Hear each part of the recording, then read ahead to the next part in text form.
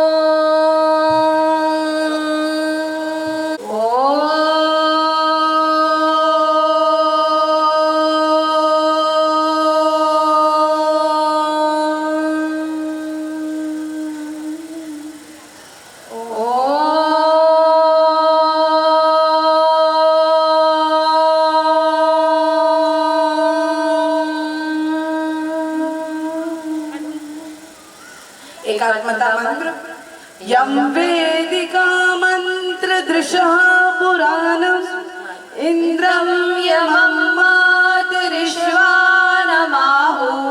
वेदान्तिनो निर्वचनीयमेकं यं ब्रह्म शब्देन विलीदिशन्ति शैवायमीशं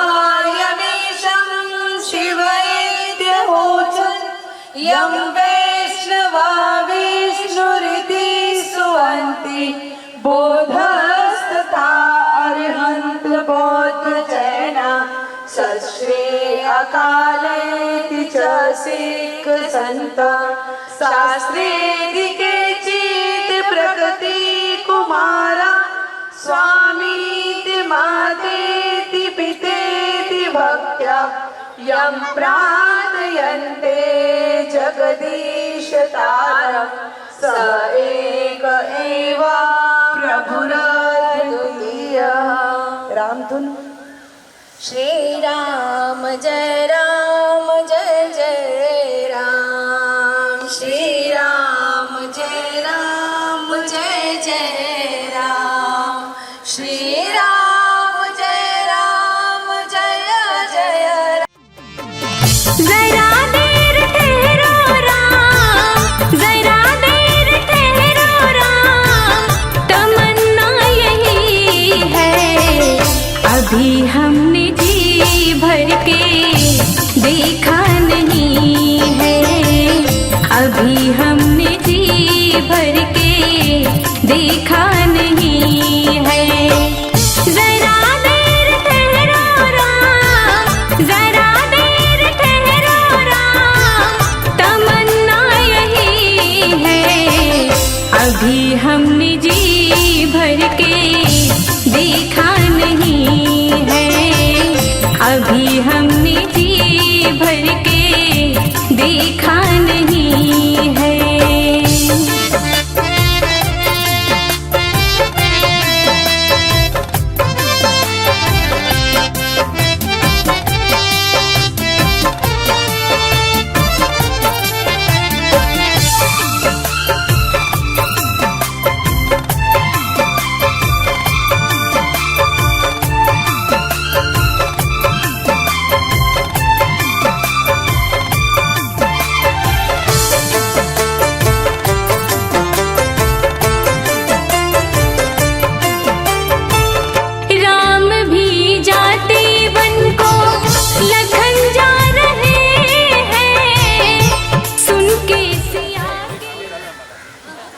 पंडित जी। ओम दीप ज्योति परम ब्रह्मा दीप ज्योति जनार्दन दीपो हरतु मे पापम पूजा दीप नमोस्तुते शुभम करोतु कल्याणम आरोग्यम धन संपदाम आत्मबुद्धि प्रकाशाय दीप ज्योतिर्नमोस्तुते।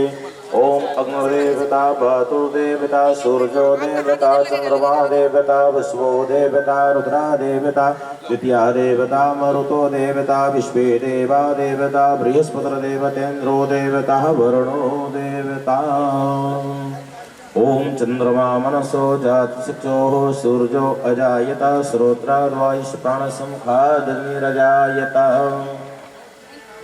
ओम ज्योति ज्योतिरग्निः स्वाहा सूर्यो ज्योतिर्ज्योतिः स्वाहा अग्निवर्जो ज्योतिपर्चः स्वाहा ज्योतिः सूर्यः सूर्यो ज्योतिः स्वाहा। साज्यं च वर्ति संयुक्तं वह्निना योजितं व्या दीपं गृहाण देवेश त्रैलोक्यतिमरापहम्। मेरे साथ में कुछ हमारा डबल हो जाएगा।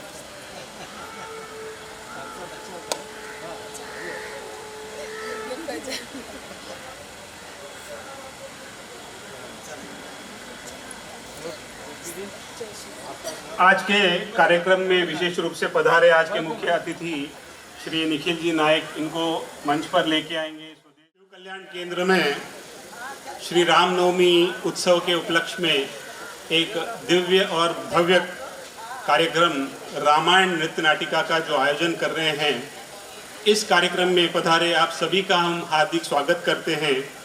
और इस कार्यक्रम के लिए विशेष रूप से मुख्य अतिथि के रूप में पधारे श्री निखिल जी नाइक, आपका भी हम हार्दिक स्वागत करते हैं। उसी के साथ मंच पर विराजमान सभी गणमान्य अतिथि, आप सबका भी हम स्वागत करते हैं। इस कार्यक्रम की शुरुआत तो हमने दीप प्रज्वलन से कर दिया है और एक औपचारिकता के रूप में आज के मुख्य अतिथि निखिल जी का एक छोटा सा परिचय मैं देता हूँ। निखिल जी नाइक, आपका निवास गोरेगांव में है और आप एक सफल उद्योगपति हैं। आप एडी नाइक ग्रुप के प्रमुख हैं और इन्वेस्टर्स एजुकेशन पर आपने कई टीवी शोज किए हैं और इसी विषय पर आपने कई लेक्चर भी दिए हैं। ये है एक छोटा सा उनका परिचय तो वैसा लंबा है, पर छोटा सा एक परिचय देने की मैंने प्रयास करी है। तो मैं अभी निवेदन करूंगा श्री रामचंद्र रामुका जी से और स्वदेश जी से कि आप निखिल जी का सत्कार करें। जय श्री राम, बोलो जय श्री राम। भारत माता की, भारत माता की।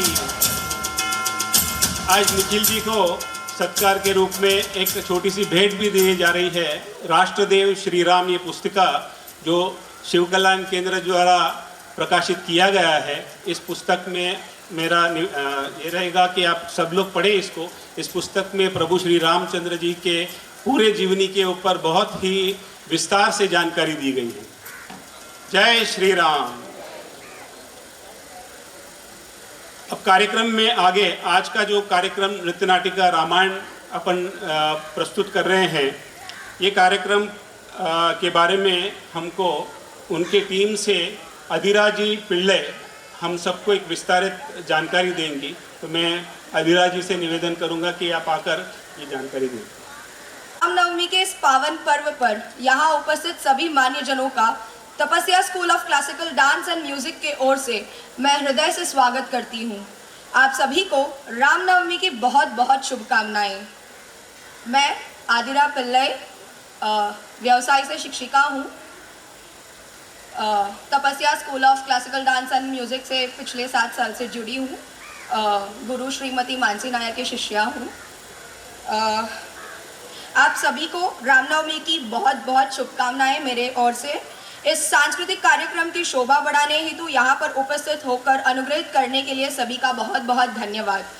तपस्या school of classical dance and music भारतीय प्राचीन नृत्यों का एवं कलाओं का, विशेषतः भरतनाट्यम का प्रोत्साहन देने के लिए समर्पित भाव से कार्य कर रही है। यह कला केंद्र पिछले 26 वर्षों से नृत्य के क्षेत्र में कार्यरत है।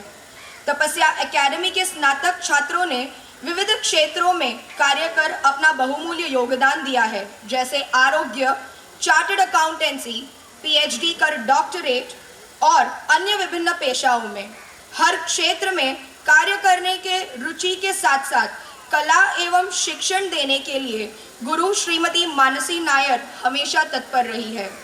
गुरु श्रीमती मानसी नायर इस कला केंद्र के न केवल संस्थापिका है बल्कि भरतनाट्यम के विविध भावों को अपनी ही एक अलग शैली में लोगों तक पहुंचाने वाली एक नृत्यांगना भी है और हम विद्यार्थियों के लिए एक प्रेरणा के स्रोत भी है। गुरु श्रीमती मानसी नायर ने नृत्य में अपना स्नातक मुंबई के नालंदा नृत्य कला महाविद्यालय से गुरु पद्म भूषण स्वर्गीय डॉक्टर कनक रेले जी के मार्गदर्शन में पूर्ण किया। उन्होंने नृत्य जीवन का प्रारंभ अपने 5 साल के आयु में गुरु श्री अनंत नारायणन जी के और अरंगेट्रम गुरु स्वर्गीय श्री रामस्वामी भागवतर के मार्गदर्शन में पूर्ण किया। गुरु रामस्वामी भागवतर भारत के प्रसिद्ध नृत्यांगना श्रीमती सुधा चंद्रन जी के भी मार्गदर्शक एवं गुरु रहे हैं। गुरु श्रीमती मानसी नायर जी ने देश और विदेश में नृत्य के अनेक कार्यक्रम करके लोगों का मन मोह लिया है। तपस्या school of classical dance and music ने गुरु श्रीमती मानसी नायर के नेतृत्व में अनेक नृत्य नाटिकाएं लोगों के समक्ष प्रस्तुत किया, जिनमें विशेषतः कृष्ण लीला, छत्रपति शिवाजी महाराज की जीवनी, सिंधुताई सपकाळ की जीवनी, देवी महात्म्यम, दशावतार, नवदुर्गा, पंचमहाभूत, सप्त तांडव ऐसे नाटिकाएं हैं। और आज हम ऐसे ही एक नृत्य नाटिका रामायण आपके समक्ष लाए हैं। गुरु शिष्य परंपरा को आगे बढ़ाते हुए गुरु श्रीमती मानसी नायर ने अपने शिष्यों को लोगों के समक्ष अपने कला को प्रदर्शित करने का अवसर दिया है। आज यहाँ पर उपस्थित आप सभी के समक्ष गुरु श्रीमती मानसी नायर एवं उनके शिष्यगण प्रभु श्री राम की जीवनी पर आधारित एक नृत्य नाटिका रामायण पेश कर रही है। रामनवमी के इस शुभ अवसर पर प्रभु श्री राम के जीवनी पर आधारित इस नृत्य नाटिका को देखकर प्रभु श्री राम के आशीर्वाद प्राप्त करने का एक सौभाग्य आज हमें मिला है। कोई भी नृत्य नाटिका की शोभा उस नाटिका का संगीत बढ़ाता है। अब मैं आपका परिचय इस नाटिका के संगीतकारों से कराती हूँ। बोल श्री राम पटवर्धन जी, संगीत श्री गणेश जी अय्यर, गायक और गायिका श्री मनोजी देसाई और श्रीमती मेघना जी देसाई, ताल श्री सतीश जी कृष्णमूर्ति, राग श्री विभास जी रानडे, अभिलेख श्री अविनाश जी, संकल्पना और नृत्य कला स्वयं गुरु श्रीमती मानसी नायर। आज के इस नृत्य नाटिका में भाग लेने वाले कलाकार श्रीमती कलगी भट्ट, तृप्ति शेट्टी, प्राजक्ता जोशी, गार्गी चंदने, श्रुति गणेश, हिया आंबेकर, सानिका गुरव, अपूर्वा साळुंखे, समृद्धि धरने, दिव्या नाडार, तेजल काकड़े, हर्षाली मालगुणकर, केजल शेट्टी, स्वर्णा नायर और स्वयं गुरु श्रीमती मानसी नायर है। आइए हम सभी भारत के इस प्राचीन परंपरा और गर्व भरा इतिहास का आनंद एक साथ लेते हैं। धन्यवाद। जय श्री राम। शिव कल्याण के सारे पदाधिकारी, मंच पर उपस्थित रामुका जी, मेरे बड़े भाई स्वदेश जी, अनिरुद्ध जी और आप सबको मेरा सादर प्रणाम। 4 प्रकार के से हम लोग काम करते हैं। एक होता है भय, कि मुझे कभी डर लगता है तो मैं किसी का काम कर देता हूँ। दूसरा होता है लालच, कि मुझे कुछ पैसे मिले तो उससे मैं काम कर दूँ। और तीसरा होता है कर्तव्य। कर्तव्य है, ये मेरा काम करना कर्तव्य है, इसके लिए मैं वो काम करता हूँ। और चौथा होता है सेवा भाव। और जो सेवा भाव शिव कल्याण केंद्र और आप सब लोग अपने परिवारजनों के लिए दिखा रहे हैं, कर रहे हैं, वो मेरे हिसाब से केवल भगवान का काम है। और मुझे खुशी है कि शिव कल्याण एक आपके परिवारजनों के साथ एक परिवार जैसे बढ़कर काम करता है। और उन्होंने मुझे आज एक परिवार का सदस्य समझकर आप यहाँ पर बुलाया। आप सबको और शिव कल्याण केंद्र को मेरी बहुत सारी शुभकामनाएं अच्छा काम करने के लिए। और आप सबको एक भगवान श्री हनुमान, श्री राम जी एक निरोगी स्वास्थ्य प्रदान करें, यही मेरी उनके चरण में प्रार्थना। जय श्री राम। आगे विश्व हिंदू परिषद के कोंकण प्रांत के संगठन मंत्री श्री अनिरुद्ध पंडित जी हम सबका मार्गदर्शन करेंगे।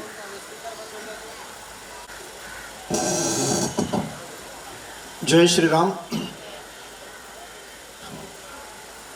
रामनवमी के राम जन्म के महोत्सव शिवरा कल्याण केंद्र द्वारा आयोजित इस कार्यक्रम में प्रमुख अतिथि इस नाते उपस्थित आदरणीय निखिल जी, विश्व हिंदू परिषद के क्षेत्र के सहमंत्री आदरणीय रामुका जी, विश्व हिंदू परिषद कोंकण प्रांत के उपाध्यक्ष खेतावत जी, स्वदेश जी और शिव कल्याण केंद्र की जिसके माध्यम से ये सब सेवा कार्य इतने सालों से चल रहा है, उसके अध्यक्ष आदरणीय दिनेश जी और यहाँ उपस्थित सभी इस सेवा कार्य से जुड़े हुए कार्यकर्ता बंधु भगिनी और इस कार्यक्रम में उपस्थित सभी नागरिक माता भगिनियों, सर्वप्रथम आज राम जन्मोत्सव की शुभकामना मैं आप सबको देता हूँ। आज सुबह ही हमने अयोध्या में जो प्रत्यक्ष कार्यक्रम श्री राम जी की प्रत्यक्ष जन्मस्थली में जो हुआ उसका प्रत्यक्ष जिसको कहते हैं दूरचित्रवाणी से लाइव टेलीकास्ट हम सब ने देखा है और एक अभिभूत इस प्रकार की भावना हम सबके मन में हुई। देखते तो जैसे 500 साल का ये संघर्ष था। विश्व हिंदू परिषद इस नाते अगर हम कहेंगे तो 1984 से लेके श्री राम जन्मभूमि मुक्ति संग्राम में पूरे समाज को साथ लेके हम लग गए और 40 साल की अथक तपस्या के बाद इस वर्ष जनवरी मास में 22 तारीख को श्री रामलला अपने नियोजित जो स्थान था उनका, जिसका आग्रह हम बार बार सालों साल लेते आए कि मंदिर वही बनाएंगे, मंदिर भव्य बनाएंगे, मंदिर पुनः बनाएंगे। तो ये जो सभी पुनः भव्य और वही ये तीनों आग्रहों को साथ रखकर उस प्रकार का राम लला का प्राण प्रतिष्ठापना का कार्यक्रम हम सब ने 22 जनवरी को उसका अनुभव किया। और उसके बाद हम देख रहे हैं कि लगातार अयोध्या में रोज लाखों की तादाद में राम भक्त भारत और भारत के बाहर से आकर रामलला के दर्शन कर रहे हैं। आज हम ये जो कार्यक्रम कर रहे हैं यहाँ उपस्थित है, जैसे विश्व हिंदू परिषद संगठन इस नाते साल भर में 7 प्रमुख कार्यक्रम करता है। तो 9 वर्ष अपना चैत्र पाड़वा को शुरू होता है, तो चैत्र प्रतिपदा के बाद तुरंत आने वाला ये अपना पहला उत्सव है, कार्यक्रम है। और जहाँ जहाँ विश्व हिंदू परिषद का काम है, संगठनात्मक काम है, समितियाँ हैं, सेवा प्रकल्प चलते हैं, तो ऐसा आग्रह रखा जाता है कि सभी स्थानों पर ये राम जन्मोत्सव का कार्यक्रम हम करें। फिर राम जन्मोत्सव का कार्यक्रम करने सब एकत्रित आने हैं तो कुछ ना कुछ विषय भी सबके सम्मुख रखना आवश्यक लगता है। तो अभी रामलला तो प्राण प्रतिष्ठित हो गए, तो अभी समाज के सामने विषय क्या रखना। बहुत सारे लोग पूछते थे कि अभी तो राम मंदिर बन गया, अभी क्या। कुछ लोग तो ऐसे कि जिनको लगा कि विश्व हिंदू परिषद की स्थापना का हेतु ही राम मंदिर के निर्माण था, तो इसलिए चिंतित होकर वो हमको पूछते थे, अरे अभी जिसके लिए आपकी स्थापना हुई वो विश्व हिंदू परिषद के माध्यम से नेतृत्व में अयोध्या में रामलला जी का तो मंदिर बन गए, अभी आगे वाले दिनों में हम करने क्या वाले हैं, अपना लक्ष्य क्या है। तो मुझे ऐसे लगता है कि जिस दिन राम प्राण प्रतिष्ठापना का कार्यक्रम हुआ उसी दिन परम पूजनीय सरसंघ चालक जी ने आगे का लक्ष्य हमारे लिए निश्चित कर दिया और हम सबके लिए लगा है। उन्होंने कहा था कि राम जी को तो अपना मंदिर मिल गया, अपना घर मिल गया, वो तो प्राण प्रतिष्ठापित हो भी गए, लेकिन अभी हम सबको अपने अपने मन की अयोध्या संवारनी है। ये अपने अपने मन की अयोध्या संवारनी है। ये जो संदेश परम पूजनीय सरसंघ चालक मोहन जी भागवत जी ने दिया है वो हम सबके लिए है। ये जो कहा है कि हमको अपने मन की अयोध्या संवारनी, इसका मतलब क्या है? इसका मतलब यही है कि अयोध्या ये अपनी एक संकल्पना है। वो संकल्पना ऐसी कि अयोध्या नाम ऐसे है कि जहाँ कहीं युद्ध नहीं हुआ हो। इस प्रकार की समृद्ध ऐश्वर्यता से, ऐहिकता से, जिसको कहते हैं आध्यात्मिकता से, एक श्रेष्ठ इस प्रकार की भूमि जिसको अयोध्या बताया गया है। और जब हम कहते हैं कि इस प्रकार की अयोध्या हमको संवारने, इसका मतलब यही है कि पूरे भारतवर्ष में इस प्रकार का वातावरण हम सबको निर्माण करना है। जिस समय हम इस राम जन्मभूमि मंदिर निर्माण के लिए 2 साल पहले धन संग्रह करने के लिए पूरे भारतवर्ष में हम घूमे थे, उस समय जहाँ जहाँ हमने संपर्क किया वहाँ एक प्रकार का स्टिकर हमने कुछ जगह लगाया था। उसमें हमने लिखा था कि मंदिर बनेगा अयोध्या में, राम राज्य छाएगा भारत में। यानी मंदिर तो अयोध्या में बनेगा, लेकिन अपनी कल्पना ऐसी है कि पूरा भारतवर्ष हमको राम राज्य की स्थिति में लेके जाना है। ये जो संकल्पना है उस संकल्पना को साकार करना है। अब ये राम राज्य की संकल्पना अलग अलग प्रकार का उसका वर्णन हो सकता है। यहाँ बैठे जो अपने संघ के स्वयंसेवक है वो रोज प्रतिदिन प्रार्थना के समय परम वैभवम ने तुम्हें तत्स्वराष्ट्रम, यानी एक परम वैभव की संकल्पना कि इसके बारे में सोचते हैं, कल्पना करते कि भारत को हमको परम वैभव तक लेके जाना है। कुछ लोग भारत का वर्णन करते समय भारत को इंडिया सुपर पावर की दिशा में लेके जाते हैं। कुछ लोग कहते संघ में, जिसको हम पॉलिटिकल भी कह सकते हैं, इस प्रकार की भारत को महासत्ता की दृष्टि से लेके जाते हैं। आध्यात्मिकता की दृष्टि से कहे जाते हैं कि भारत को विश्व गुरु हमको बनाना है, ऐसे ही कहा जाता है।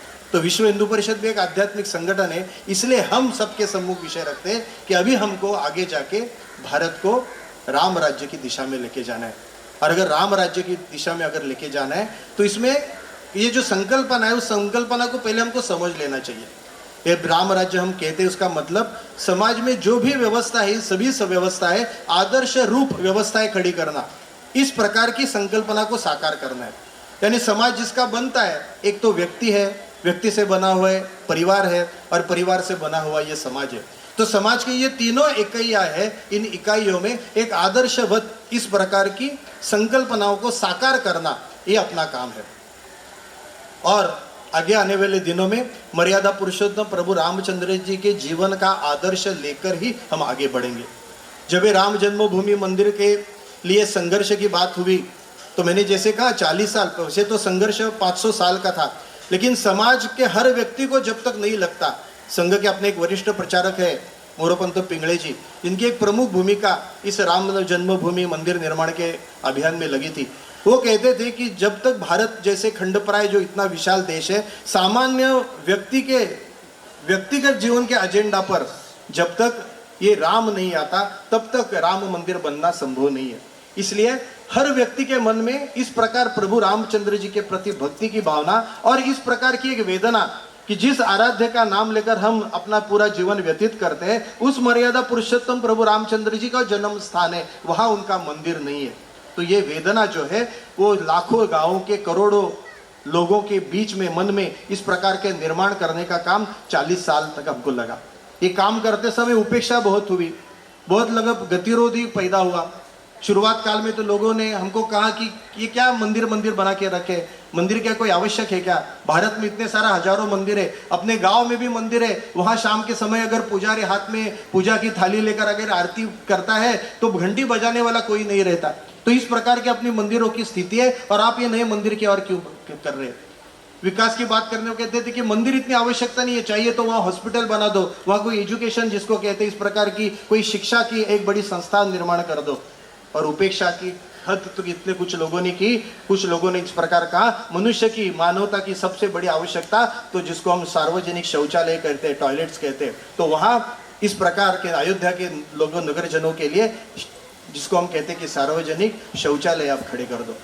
कहाँ मर्यादा पुरुषोत्तम प्रभु रामचंद्र जी के भव्य मंदिर की संकल्पना और कहाँ इस प्रकार की समाज की जिसको जैसे कहते हैं इस प्रकार की कुचेष्टा का विषय। लेकिन इस सबको पाट कर हम 40 साल निरंतर संघर्ष करने के बाद सभी समाज को साथ लेके इस प्रकार जिसको हम कहते हैं आज भव्य मंदिर अयोध्या में हमने बनाया है।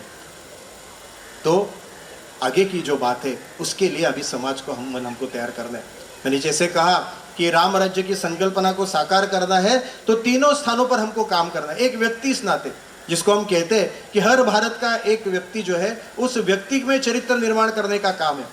हर पुरुष व्यक्ति अपने आंखों में मर्यादा पुरुषोत्तम प्रभु रामचंद्र जी का आदर्शवत जीवन और हर भारत की माँ नारी शक्ति माँ है, वो माता सीता का जीवन चरित्र अपने आंखों के सामने रखकर अगर उसी दिशा में प्रयत्न करके हमें उनके जैसा जीवन जीऊंगी इस प्रकार की कल्पना करेंगे तो वो सभी सद्गुण जो है, वो सभी सद्गुण एक अच्छे चरित्र के माध्यम से हम सब में आ जाएंगे। रामों का वर्णन कहते कि राम विश्व धर्म के विग्रह थे, यानी जो धर्म की जो सभी चीजें हैं वो राम जी में हमको दिखती है।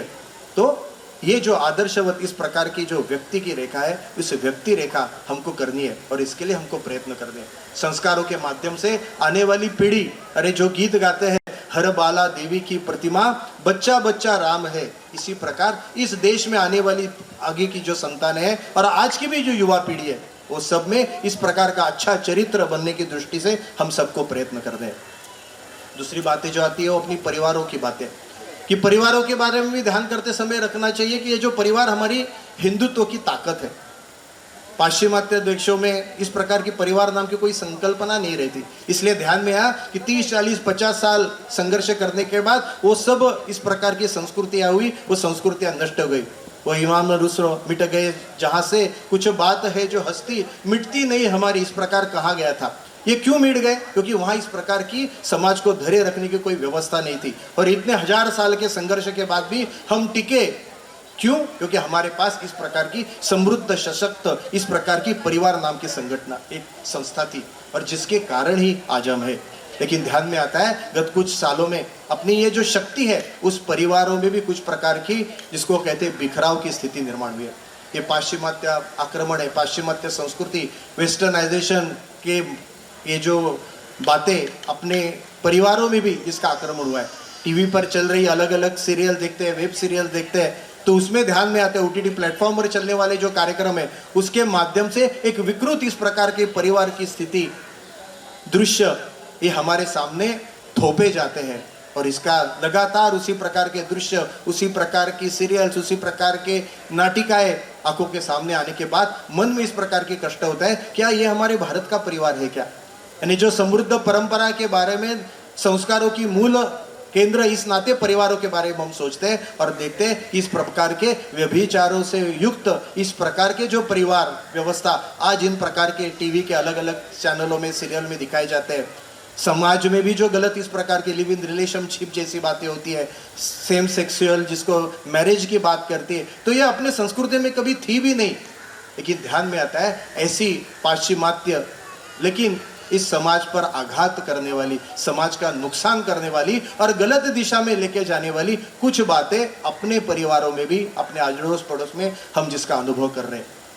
अगर इस राम राज्य की संकल्पना की ओर जाना है तो हम सबको अपने परिवारों की ओर ध्यान देना है। और जब इस परिवार की बात हम करते हैं तो ध्यान में आता है कि रामायण में दिखाया हुआ जो परिवार है वो परिवार ही सर्वश्रेष्ठ परिवार है।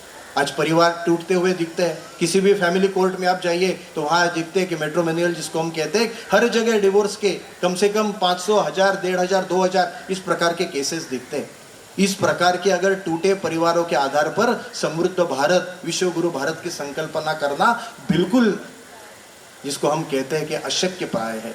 इसलिए अपने परिवारों को अगर सशक्त करना है तो इसकी जो जड़ है कि ऐसे क्यों होता है, इसका कारण एक ही है कि आज समाज में जो वातावरण है उस वातावरण में अगदी छोटे छोटे जो बच्चे हैं उन सब बच्चों को अपने अधिकारों की बातें बताई जाती है। हर कोई कहता है कि ये मेरा अधिकार है और जिस परिवारों में अधिकार की बात जो होती है उसको बढ़ा चढ़ाकर भाव दिया जाता है और कर्तव्यों की जो भावना है उस कर्तव्यों की भावना क्षीण हो जाती है, तो परिवारों की यही स्थिति होती है।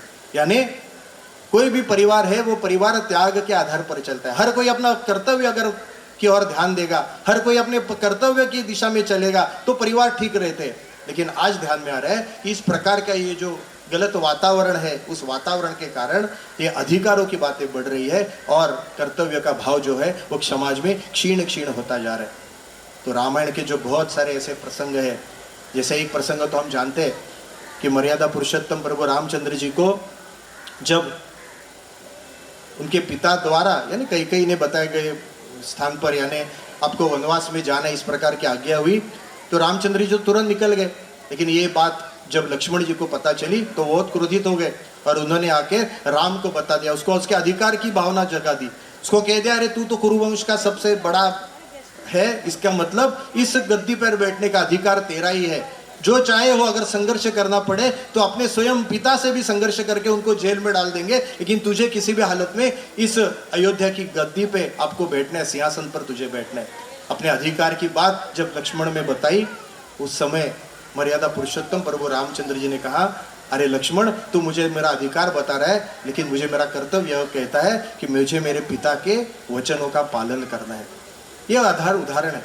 जब लक्ष्मण जी के ध्यान में आ गया कि अयोध्यापति यानी राम जी वनवास में जाने लगे, तो फिर वो माता के पास गए और माता को उसने कहा कि राम जी तो जा रहे, तू तो मुझे कहता ही कि तू तो राम की जिसको कहते परछाई जैसे ही है, तो मैं क्या करूं? तो सुमित्रा ने उसको कह दिया कि अरे अगर अयोध्या में अगर राम नहीं है तो जहां राम है वहां अयोध्या है, इसलिए तू उसके साथ जाना चाहिए। तो सुमित्रा ने भी लक्ष्मण को उसका कर्तव्य बता दिया। सीता माता को जब पूछा गया तो सीता माता कहीं, जैसे मराठी में गदी माँ ने कहा है कि निरोप कसला माझा घेता, जेथे राघव तेथे सीता। जहां राघव है, जहां रामचंद्र है, वहां ही सीता जाएगी। सीता माँ भी अपने कर्तव्य का पालन करने लगे। और देखते हैं कि पूरे रामायण के कोई भी व्यक्ति, यानी अगर देखते हैं कि एक जो पशु जटायु, वो जटायु भी उसकी ताकत खत्म हुई थी लगभग, लेकिन जब सीता माता को हरण करके रावण लेके जा रहा था तो उसको अपना कर्तव्य ध्यान आया कि किसी भी प्रकार इस प्रकार की नारी को की सुरक्षा करना, उस नारी की सहायता करना, ये मेरा कर्तव्य है। और उस कर्तव्य को पार करने के लिए, कर्तव्य के इसलिए जटायु ने, उसकी शक्ति क्षीण थी, फिर भी इतने बलाढ्य रावण से संघर्ष किया और अपना कर्तव्य बजाते बजाते उसको अंतिम जो गति है, उस गति उसको प्राप्त हुई। कहने का मतलब यह है, आज भी हमको रामायण जो है वो रामायण कर्तव्य का बोध ही कराती है। और आगे आने वाले दिनों में समाज को अगर एक ठीक दिशा में हमको लेके जाना है तो हमको सभी परिवारों में इस प्रकार कर्तव्य भाव को जागरूक करना है, जिसके कारण ये अपना पूरा समाज अपने कर्तव्य की दिशा में चलेगा। तो मुझे लगता है ये आदर्श समाज की जो व्यवस्था, जिसको हम राम राज्य कहते हैं, विश्वगुरु भारत कहते हैं, उसको प्राप्त हम कर सकेंगे। शुरुआत में मैंने कहा कि जब राम जन्मभूमि आंदोलन में हम लगे तो हम बहुत थोड़े थे, काफी कम लोगों को लगता था कि इस अयोध्या में मंदिर बनना चाहिए, उपेक्षा ही ज्यादा थी, विरोध करने वाले ज्यादा थे। लेकिन 40 साल के अथक परिश्रम के बाद अभी हम ऐसा कह सकते हैं कि इस वर्ष 22 तारीख को जो कार्यक्रम हुआ, उस 22 तारीख को जो कार्यक्रम हुआ अयोध्या में तो बहुत बड़ा कार्यक्रम हुआ, लेकिन ऐसे कहा गया था कि मैं जहां रहता हूं, मेरे नजदीक जो भी मंदिर है, उस मंदिर में सुबह 11 बजे से लेकर 1 बजे तक हमको मंदिर में जाना है और मेरा ये जो मंदिर है वही अयोध्या का मंदिर, ऐसा समझकर वो जो प्राण प्रतिष्ठापना का जो कार्यक्रम है, वो कार्यक्रम मुझे मेरे नजदीक जो मंदिर है उस मंदिर में संपन्न करना है। तो इस प्रकार का आग्रह हमने समाज के सामने रखा था। तो ध्यान में आ गया कि 22 तारीख को यानी 22 जनवरी 2024 को भारतवर्ष में लगभग 7.25 लाख स्थानों पर इस प्रकार के कार्यक्रम हुए। और जो मोटी मोटी संख्या जो संग्रह करना हमारे लिए संभव था, वो ध्यान में आ गया। उस दिन यानी 22 तारीख को लगभग 27 करोड़ माता भगिनी और बंधु किसी ना किसी मंदिर में उपस्थित रहकर उन्होंने ये प्राण प्रतिष्ठापना के कार्यक्रम में अपने स्वयं का सहयोग दिया। तो 27 करोड़ लोग आज मंदिर में अपने आह्वान पर आए थे, क्योंकि हमने उनको कहा था कि 22 तारीख को अपने घर के नजदीक जो मंदिर है उस मंदिर में आपको उपस्थित रह के ये प्राण प्रतिष्ठापना का जो कार्यक्रम है उस कार्यक्रम में आपको सम्मिलित होना है। तो समाज ने उसको मान लिया और समाज उपस्थित रहा। कहने का मतलब इतना ही है कि आने वाला जो अपना संकल्प है, ये राम राज्य की ये जो आदर्श समाज की व्यवस्था है, उसके लिए अब समाज का मन तैयार हो गया है। मैंने जैसे कहा कि 7.25 लाख स्थानों पे 27 करोड़ जनता, मंदिर तो बन गया, आगे हमको क्या करना है, इस प्रकार का सवाल हमको पूछ रही है। मुझे ऐसे लगता है हम सब आगे आने वाले दिनों में उसी प्रकार समाज में जाकर, और विश्व हिंदू परिषद तो धार्मिक क्षेत्र में काम करने वाला संगठन है, इसलिए धार्मिक क्षेत्र में काम करने वाले सभी संस्थाएं जो भी आध्यात्मिक क्षेत्र में काम करती है, अलग अलग संप्रदायों के माध्यम से काम करते हैं, मंदिरों के माध्यम से काम करते हैं, मठों के माध्यम से काम करते हैं, अपने अलग अलग इस प्रकार के जो धर्माचार्य है, अपने संत है, महंत है, इन सभी लोगों को साथ लेकर उनके प्रबोधन के माध्यम से समाज में इस प्रकार का वातावरण करने में हम सब अगर यशस्वी हो जाते हैं तो ये राम राज्य की जो अपनी संकल्पना है, ये संकल्पना दूर नहीं है। जैसे मैंने कहा 40 साल एक मंदिर के निर्माण के लिए हमको लगे, आगे आने दिलों में हम सब आज की इस पावन दिन पर ऐसा संकल्प करेंगे कि मंदिर तो अयोध्या में बन गया है, अभी एक समाज को एक आदर्श व्यवस्था, और ये आदर्श व्यवस्था केवल भारत के कल्याण के लिए नहीं है, क्योंकि हम गीत गाते हैं हिंदू जगे तो विश्व जगेगा, मानव का विश्वास जगेगा। अगर पूरे विश्व की मानवता के विश्वास को अगर जागरूक रखना है, विश्वास को अगर बनाए रखना है, तो हिंदुत्व के आधार पर भी हो सकता है, और हिंदुत्व का संस्कार यानी राम राज्य की अपनी संकल्पना है। तो मैं आप सबको आज के इस पावन दिन पर एक बार वापस शुभकामनाएं देता हूं, और साथ साथ इस प्रकार का आग्रह भी करता हूं कि आज से दिन से ही हम सब अपने स्वयं को ये राम राज्य की निर्माण के इस काम में हम सब हमको जोड़ दे, और मुझे यथासंभव जो मैं काम कर सकता हूं कि जिसके कारण ये हिंदुत्व की, अपनी संस्कृति की, ये जीवन मूल्यों की, ये प्राण प्रतिष्ठापना का, ये समाज में प्रतिष्ठित करने का जो भी अवसर हम सबको मिलेगा, उस अवसर का हम लाभ लेंगे, और पूरे समाज को एक आदर्श इस प्रकार की जो जीवन व्यवस्था है उस व्यवस्था में लाने की कोशिश करेंगे। मुझे लगता है कि आज के इस पावन पर्व पर ये जो रामोत्सव के दृष्टिकोण से जो एक आवश्यक इस प्रकार का संदेश जो आप सब तक पहुंचाना था, वो पहुंचाने का काम मैंने किया है। जय श्री राम।